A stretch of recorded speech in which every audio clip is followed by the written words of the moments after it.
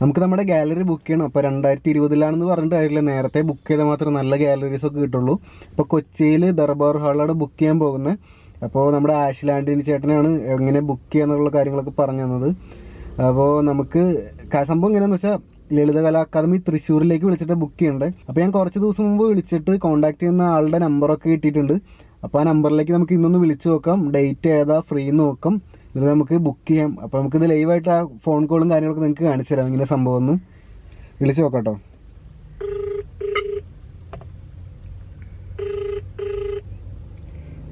Hello, ആ Darbar hall book ചെയ്യാനായിട്ടായിരുന്നു എക്സിബിഷന് വേണ്ടിയിട്ട്. മാർച്ചിൽ അപ്പോൾ ഒരു ഡേറ്റ് ഫ്രീ ഉണ്ടെന്ന് പറഞ്ഞായിരുന്നില്ലേ? ആ മാർച്ച്. ദർബാർ ഹാള് കൊച്ചി. അത് മുകളില്. അതെ അതെ. അതിന് മുമ്പ് വേറെ ദർബാർ ഹാൾ ഒട്ടും ഒഴിവില്ലല്ലോ? ഒന്നുമില്ലല്ലോ, ഇത് മാത്രല്ലേ ഉള്ളൂ. അപ്പൊ ഇത് ബുക്ക് ചെയ്യണമെങ്കിൽ എന്താ ചെയ്യണ്ടേ? കൺഫേം ആക്കാനായിട്ടാ?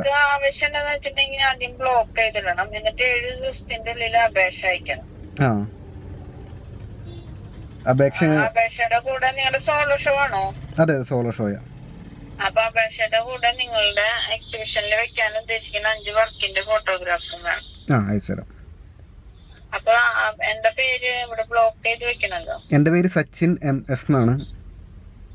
സച്ചിൻ? അതെ അതെ. MS. അതെ. ഫോൺ നമ്പർ ഈ നമ്പർ. അപ്പൊ 7 ദിവസത്തിന്റെ ഉള്ളിൽ അപേക്ഷ കിട്ടുന്ന രീതിയിൽ അയച്ചോളൂ കേട്ടോ. അപേക്ഷ അവിടെ വന്ന് തന്നാലും മതിയോ? മതി. വർക്കിന്റെ ഫോട്ടോ. ഇത് എവിടെന്നാ വിളിക്കണേ? ഞാനിപ്പോ കൊച്ചിന്നാണ്, എന്റെ നാട് ഇരിഞ്ഞാലക്കുടയാ. അതെ.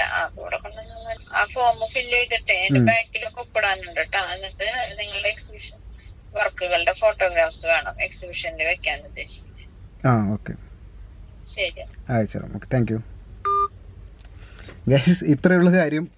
സംഭവം കേരള ലളിതകലാ അക്കാദമി തൃശ്ശൂരിലേക്കാണ് വിളിച്ചത്. അവിടെയാണ് ഹെഡ് ഓഫീസ് എന്ന് പറയുന്നത്.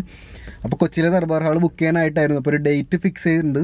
പുള്ളിക്കാരി പറഞ്ഞത് മാർച്ചിൽ ആ ഒരു ടൈം മാത്രമേ ബാക്കിയുള്ളൂ, അതായത് അതിനു മുമ്പ് എല്ലാം ഫിൽഡാന്ന് പറഞ്ഞത്.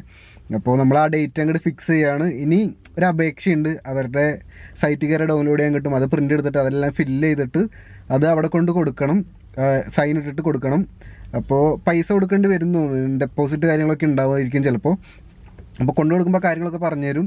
സംഭവം എന്ന് വെച്ചാൽ ഈ ഡേറ്റ് ഒരിക്കലും ഫിക്സ്ഡ് ആയിരിക്കില്ല.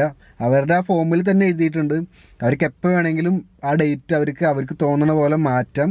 അതുകൊണ്ടാണ് ഡേറ്റ് ഞാൻ നിങ്ങളെ കേൾപ്പിക്കാത്തത്. ഡേറ്റ് ഞാനിപ്പോൾ അനൗൺസ് ചെയ്യുന്നില്ല, കാരണം ഡേറ്റൊക്കെ നമ്മൾ നേരത്തെ ഫിക്സ് ചെയ്തിട്ട് ചമ്മണ്ടല്ലോ. അപ്പോൾ ആ സമയമാകുമ്പോൾ ഡേറ്റ് നമുക്ക് തീരുമാനിക്കാം. പ്രോബബിലി 2020 മാർച്ചിൽ തന്നെയായിരിക്കും കൊച്ചി ദർബാർ ഹാളിൽ എന്തായാലും നമ്മളൊരു എക്സിബിഷൻ ചെയ്യും.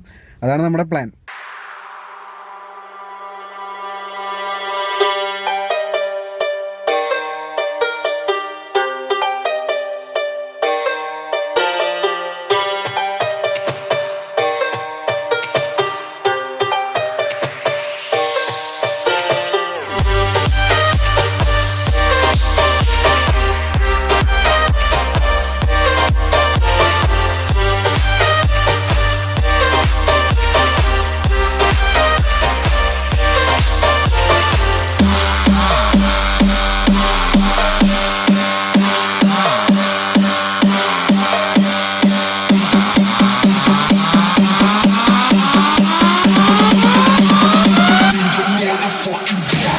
ഇനി ഞാനൊരു സത്യം പറയാം.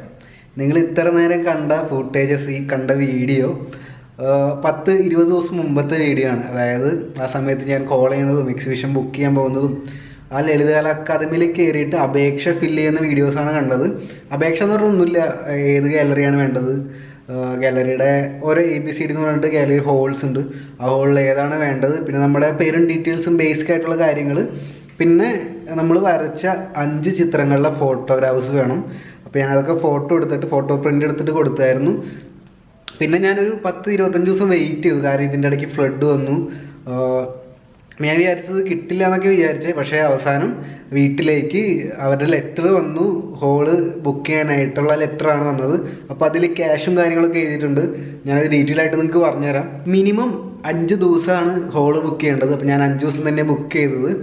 അപ്പോൾ 5 ദിവസത്തെ വാടക നമ്മൾ നേരത്തെ കൊടുക്കണം. വാടക ഡെപ്പോസിറ്റും ഈ പറഞ്ഞ ക്യാഷ് എല്ലാം ഈ ലെറ്റർ നമ്മുടെ വീട്ടിൽ കിട്ടിയിട്ട് 15 ദിവസത്തിൻ്റെ അകത്ത് അടയ്ക്കണം. ടോട്ടൽ എമൗണ്ട് നമുക്ക് വന്നത് 12,640 രൂപയാണ്.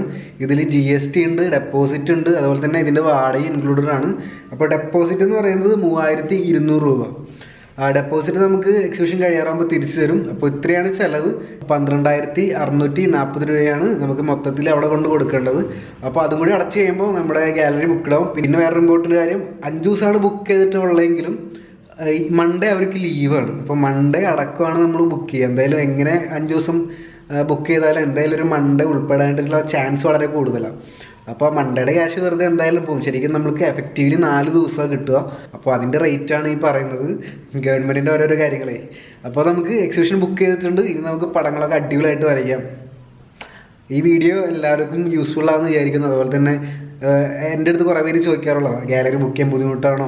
ബുക്ക് ചെയ്യാൻ ബുദ്ധിമുട്ടൊന്നുമില്ല. ഈ പറഞ്ഞ പ്രൊസീജിയർ മാത്രമേ ഉള്ളൂ. പിന്നെ നമ്മൾ കൊടുക്കുന്ന ചിത്രങ്ങൾ നോക്കിയിട്ട് അവരൊന്ന് ആക്സെപ്റ്റ് ചെയ്യണം, അത്രേ ഉള്ളൂ. സീനൊന്നുമില്ല. ഇത്ര റേറ്റൊക്കെ ആണ് വരുന്നത്. നമ്മൾ ഗവൺമെൻറ്റിൻ്റെ ഗാലറി, ലളിതകലാ അക്കാദമിയിലെ ദർബാർ ഹാൾ ഗാലറിയാണ് കൊച്ചിയിലുള്ളത്. അപ്പോൾ ഈ വീഡിയോ എല്ലാവർക്കും ഇഷ്ടപ്പെട്ടെന്ന് വിചാരിക്കുന്നു. വീഡിയോ ഇഷ്ടപ്പെട്ടാൽ ചാനൽ സബ്സ്ക്രൈബ് ചെയ്യുക, ലൈക്ക് ചെയ്യുക, കമൻറ്റ് ചെയ്യുക, ഷെയർ ചെയ്യുക. കൂടുതൽ എക്സിബിഷൻ്റെ ഡീറ്റെയിലുമായിട്ട് കൂടുതൽ പെയിൻറ്റിങ്സും കാര്യങ്ങളൊക്കെ ആയിട്ട് നമുക്ക് വീണ്ടും കാണാം. അപ്പോൾ ബൈ.